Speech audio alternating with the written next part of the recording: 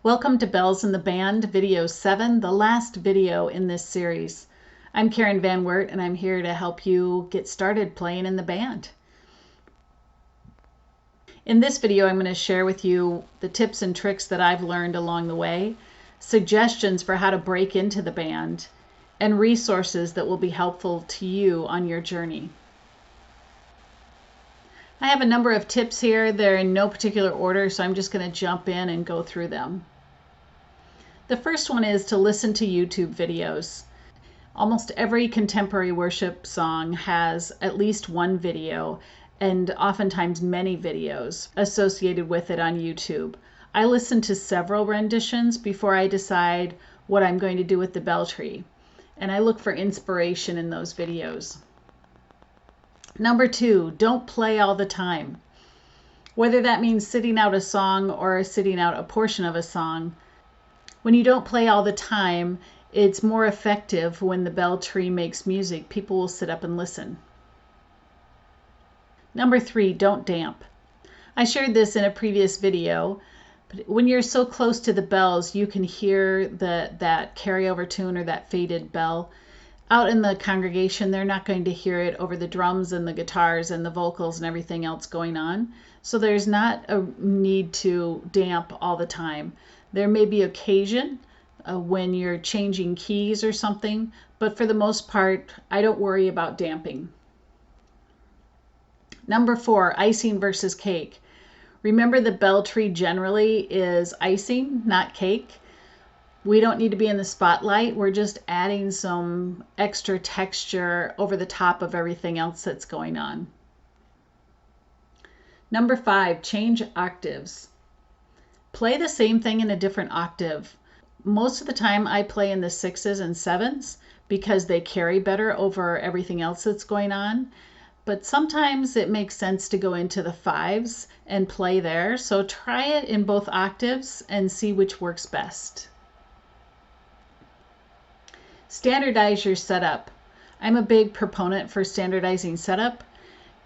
It doesn't really matter how you set your bells up as long as it's familiar to you. I happen to subscribe to the Brocker keyboard method, but that's a guideline to get you started. Find something that works for you and stick with it. If you standardize your setup, you're going to learn where your bells are, and you can look at your music while you're ringing and know that you're going to be hitting the right note. In addition to that, you're going to be playing in different keys throughout one service, so there's no time to restring your bells. So if you standardize on a setup, then you're always going to have your bells ready to ring. Consider memorization. Some things are repeated enough to memorize, or at least familiarize yourself with them quickly. But I always have music present so I can follow rehearsals, cues, and those kinds of things. And if I get lost, I can find my way back to where the rest of the group is. Practice grace. This is probably one of the hardest things for most of us to do. Give yourself permission to change something. Give your permission to drop out and regroup. Give yourself permission to make a mistake. And you don't have to be perfect as long as you're worshipful. That's really the point of what we're doing here. Number 9, build a library. I often write the bell tree score in MuseScore to minimize the page turns. I don't have enough hands to hold 2 mallets in each hand and turn pages as I'm trying to play. I do print my music out. I have not started using my iPad because it's too small for me to see when I have it set away so that I have room to get to the bells. So I use a printed copy and work from that. Number 10, share. Share your ideas so we can all learn from each other and grow our libraries quickly.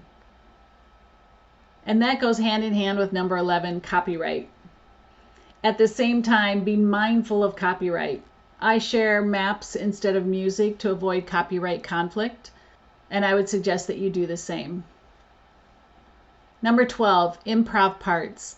As you get better at learning to read lead sheets and where your chords are, You can do some improv. Be sure and check with the leader of your group to determine where there's going to be any improv and if you're going to participate or not.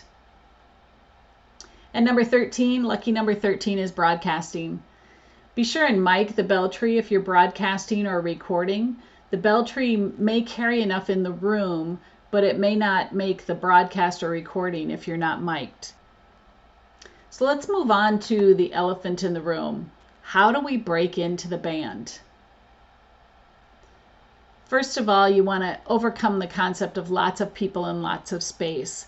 When a music director hears that you want to add bells to the band, they immediately think of a full choir with lots of tables.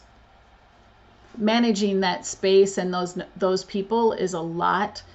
Start off by telling them that you want to play bell tree in the band. It's one person, it takes up minimal space.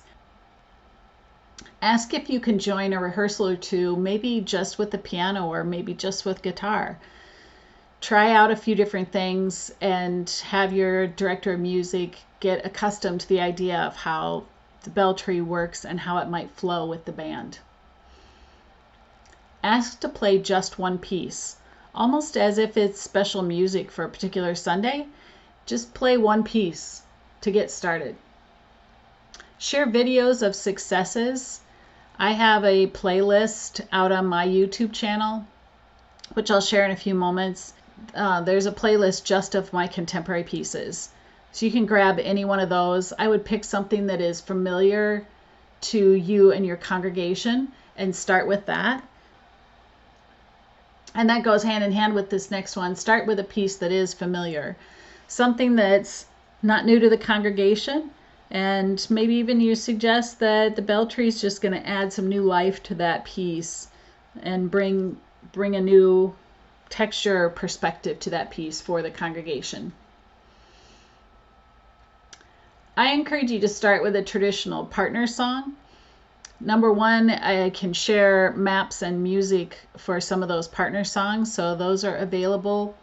There's a link in the description for these videos. But a traditional partner song it's easier to memorize because you might be familiar with that traditional hymn, and it adds, again, something different. Practice, practice, practice. Sometimes this is difficult to do, but one of the things that I've done is to download a recording of a contemporary worship piece that is familiar to your congregation and then practice with that. So I would actually download it from your congregation's recording or broadcast. And if you don't have access to download it from wherever your broadcast is hosted, ask your director of music if they can get a copy of a piece or two for you, and that way you can practice it the way that your congregation actually plays it. Hopefully one or more of these suggestions will help you break into the band. As far as resources, there are a number of resources that I encourage you to take a look at. The Belltree L Google group. If you go to Google Groups and search for Belltree L, you'll find that. The Belltree community is very open to answering questions, sharing ideas, etc. So join the Google group and get engaged with the Belltree community. If you need some help with music theory, there are a number of online resources for music theory classes. Or if you have a specific question, you can Google for that and get just what you need. And then, as I mentioned in the previous section, I've got a Belltree and Praise Band playlist on my YouTube account. And there is a QR code here that you can scan it and get right to YouTube. Otherwise, if you go to YouTube, you want to search for Kay Van Wert, and you should come up with my channel, and then you can look at the playlist for my Belltree and Praise Band playlist. I hope that these videos have been helpful for you. It's been a joy for me to be able to share my thoughts and ideas about participating of Belltree with the contemporary worship team. I wish you all the success in your venture into contemporary worship music, and I look forward to hearing about your successes. Thank you for listening and have a great day.